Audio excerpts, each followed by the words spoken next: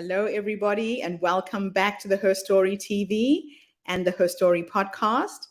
This is Gertrude Macha here in beautiful Melbourne, Australia. And today I am graced with the presence of yet another fascinating young woman. Welcome to our tribe.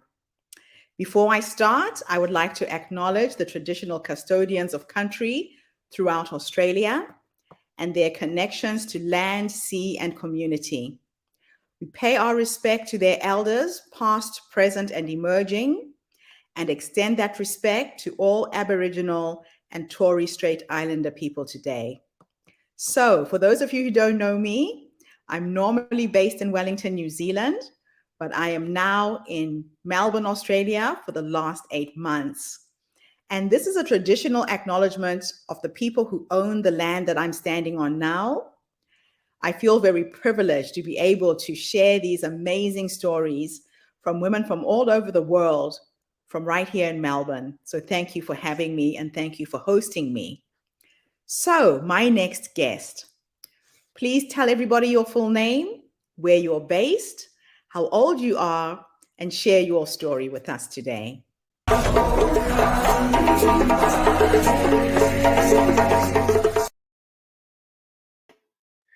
Hi, everyone. I'm Valerie Weyland. I am Nigerian-American. I'm originally from beautiful Los Angeles, California, but I'm currently based in Western Australia, which is just as beautiful, and I am 35 years old. I'd also like to acknowledge the traditional custodians of the land that I am connecting with you on today, the Wajik people of the Noongar Nation, acknowledging their elders past, present, and emerging. I'd also like to acknowledge my ancestors. My people are from the Igbo tribe in Nigeria. Just sending a lot of gratitude for how they've nurtured my journey thus far, as well as your ancestors who continue to guide and nurture your journey as well. My story starts in sunny California, living in a narrative not of my own, feeling quite indebted to the dreams of others, especially my parents. My parents are Nigerian immigrants, and they sacrificed everything to move to America and create a life that would give us all of the opportunities that we could ever ask for. So I felt indebted to them. And for much of my younger childhood and early adulthood, I really lived up to their expectations. Going to uni, majoring finance, getting a full scholarship, and landing a corporate job in finance. Now, the turning point was actually when I was sitting in a cubicle and looking at these gray walls. I don't know if you've worked in the corporate world, but you know that it's quite bland in nature. I was making a lot of money. I lived in a beautiful home. I could take vacations whenever I wanted, but even with all of these external attainments, I felt so empty within. And I began to ask myself, what does a meaningful life look like to you? And I didn't know. And this is natural. Most of us don't know because we never are given the opportunity to explore that. We're usually told what to do and we just follow that. So I did what everyone does, right? You take a strength-based test, you start reading books, you start trying to figure out what is your purpose in life? What is your why? And those didn't really create much clarity. But then I got this feeling of just moving. Without any real, clear map of what moving looked like, I just felt like I needed to move. So in 2012, when Obama was president, I moved from America, and everyone thought that I was nuts. Why would you leave America? This is the best time to be there. But all I knew was that I needed to move. I could hear this whisper guiding me to move into a path that illuminated my inner essence. So I arrived in Western Australia as a professional basketball player. I know you weren't expecting that, but if you meet me in person, you'll see how tall I am and you'll be like, yes, she must be a basketball player. I mean, my eyes were sparkling when I got off the airplane and arrived here in Perth.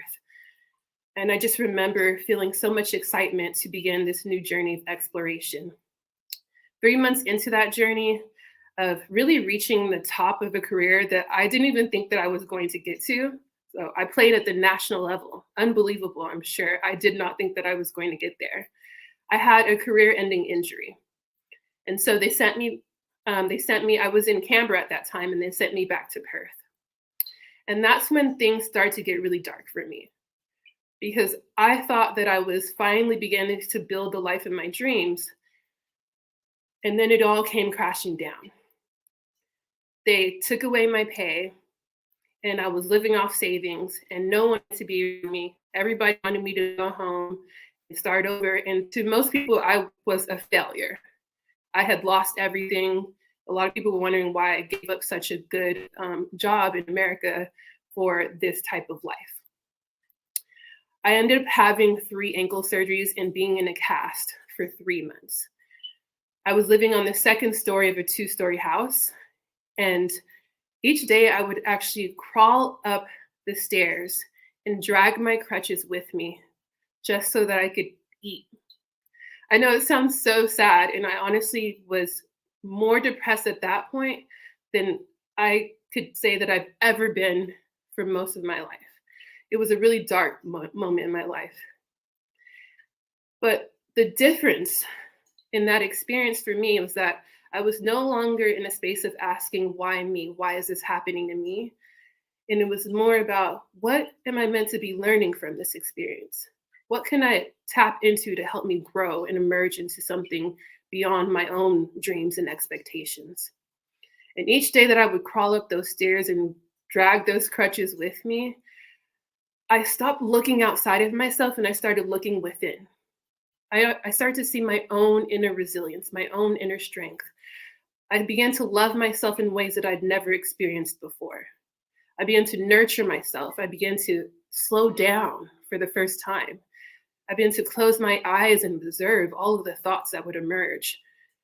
And I began to heal. The turning point for me was going into a dark place and realizing that all of this was calling me to begin that healing journey. And in filling my own cup with this abundance of love and compassion and empathy, I started to move in ways that aligned with who I really was. I went from working in a corporate world in basketball to doing guided meditations in nature. And I founded a space called Brown Girl Bloom. It's a wellness space for Black, Indigenous, and women of color to slow down, heal, and bloom in all of their glory and wholeness. I wanted a space where people, women that look like me, could experience the same type of healing and nurturing that I so desperately wanted, but didn't know that that was exactly what I needed.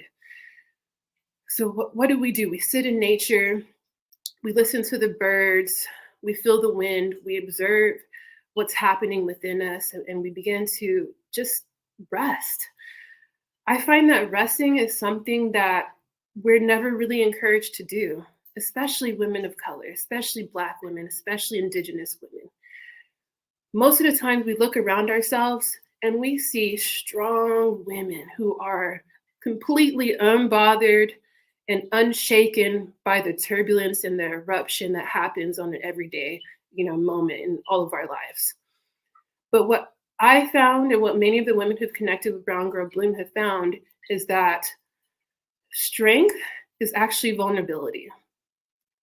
Strength is resting. Strength is stillness. Strength is living with an open heart. Now, there was another huge turning point in my life. Now, we all are living through this pandemic right now, aren't we? But can anyone really begin to look back on that moment where we were all forced into stillness in 2020? That was such a deep moment for me. I'd found out that I was pregnant at the end of 2019, and I was so excited. This was my first baby. In March 2020, when COVID had visited Western Australia and it still hasn't left, I lost my first child. And I tried to book a ticket home so that I could mourn and grieve with my family and my mother and my siblings. But the borders were shut. I couldn't go anywhere. And my soul completely shattered. I fell again into another state of deep depression and darkness. I couldn't eat. And every time I tried to speak, I felt like someone was choking me and silencing my pain. And I allowed myself to grieve. I allowed myself to feel that pain and to sit with it, not be it, but just to sit with that moment in my life. And in sitting with it, one day as the sun was rising and I could just see it piercing through my curtains, I knew that I just needed to close my eyes and trust the journey. And as I closed my eyes, I really began to see many of the walls that were sitting in my subconscious state that I'd built from childhood. The walls of lack and scarcity. And in that deepest moment of sadness and brokenness, those walls began to crumble. I didn't have like a formal solution or something that I needed to do. I just trusted. I just trusted the process. And each day I would intentionally close my eyes and just trust. And as I would close my eyes, tears would be rushing down my face. And I would just see those walls continually crumble until one point there were no more walls and I became unwavering love. This expansive, unwavering love that Bell Hooks talks about in her book, All About Love, the act of extending from one's own personal spiritual growth. It was my spiritual evolution into a higher level of being. At that same moment, the Black Lives Matter movement was happening here in Western Australia. And I felt called to share this deeply intimate experience that I was having. So I went to my very first protest meeting. And when they asked if anyone wanted to speak, I kind of meekly raised my hand and said that I would like to speak. In the next few days, I was standing on a podium in front of 10,000 eyes looking back at me. And all I could tell them that this was a moment for us to truly love one another, to truly see one another beyond our physical, to see each other's souls and embrace each other's souls and love each other in ways that we want to be loved. Now, love is not just the act of extending for your own spiritual growth, but it's also the act of extending for another's. It's a reciprocal experience of the individual and the collective. And this breaking point in my life, once again, was a moment of transition, a moment to inspire others to do the same. What I've learned in this journey thus far is that healing is an everlasting journey. It's an ocean of crashing waves and still water.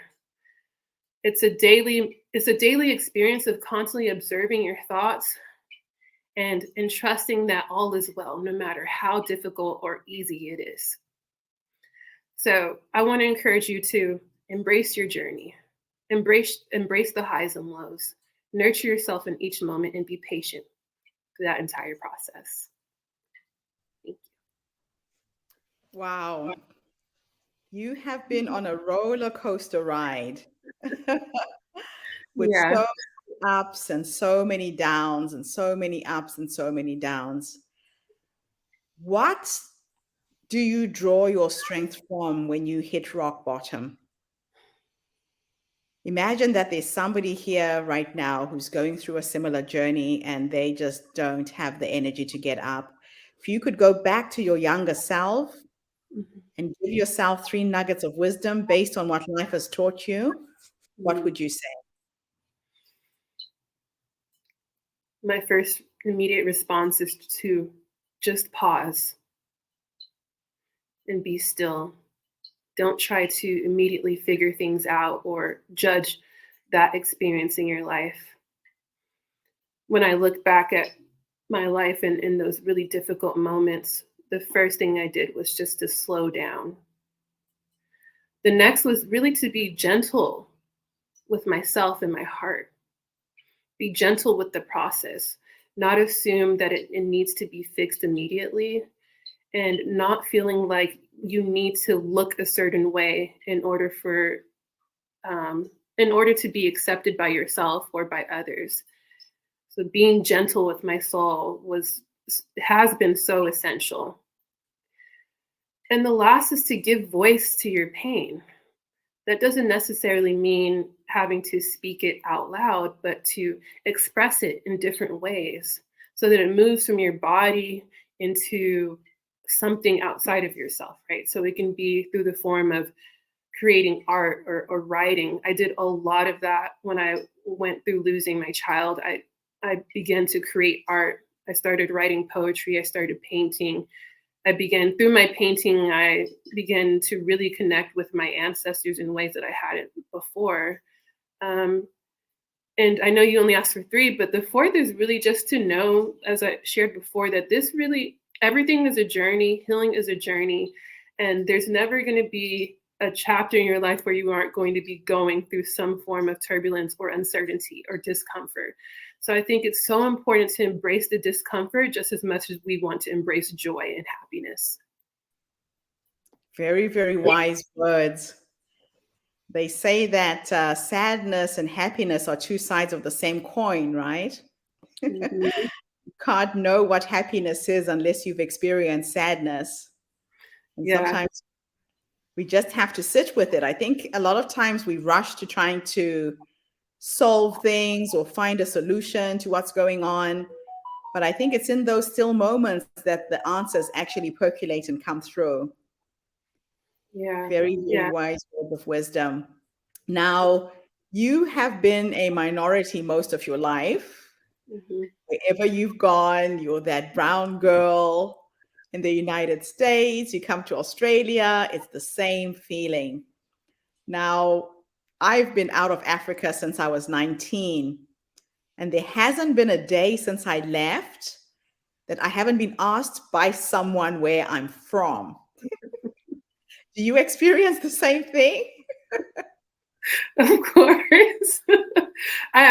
No one's ever asked me where I'm from in America, to be completely honest. Okay. It's only when I moved to Australia to Western Australia, to be more specific, that people would ask me where I'm from. And I guess initially I felt conflicted with that type of question, simply because I have friends who are African Australian, who were born and raised in Australia, who look just like me. And I wonder, if they're asking me this simply by my physical appearance, then they would be asking my friends who are born and raised here. And I feel like that's a form of separatism. It's like, because we're constantly living in a way where we're detached from ourselves, when we're detached from nature, where we're literally detached and divided in almost every way you can think of, then naturally, like when we see someone who looks physically different from us, we assume that they're vastly different from us, rather than understanding that we're all interconnected and we're not exactly the same. We all have our unique gifts, but we are all from the human race. We're all human. We all want to be loved. We all experience love. We all experience pain, all of those things. Yeah. Now, in your practice of meditation and yoga, what does that actually do for you on a psychological level, and why would you recommend it to anybody else?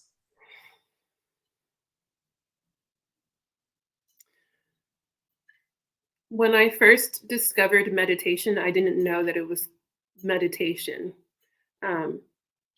I looked at it as observing my thoughts. That's the biggest practice that I embrace. And, in today's society, they say meditation, fine.